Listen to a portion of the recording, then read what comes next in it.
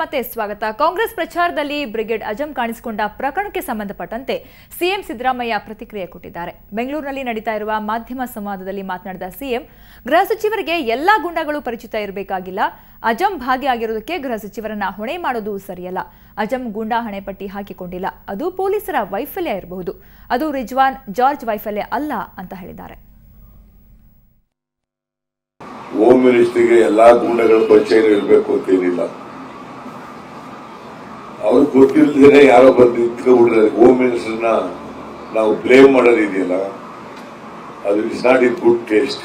ಅವನು ನಾನು ಗೂಂಡಾ ಅಂತೇಳಿ ಹಣೆಪಟ್ಟಿ ಕಟ್ಕೊಂಡಿಲ್ಲ, ಗೂಂಡಾ ಲಿಸ್ಟ್ ನಲ್ಲಿ ಇದ್ದೀನಿ ಅಂತೇಳಿ ಹಣೆಪಟ್ಟಿ ಕಟ್ಕೊಂಡು ಇಡೀ ಬೆಂಗಳೂರು ನಗರಕ್ಕೆ ಕಾರಣ ಅವ್ರು ಮುಗಿದೋಗ್ಲಿತ್ತಾರೆಪ್ಪ.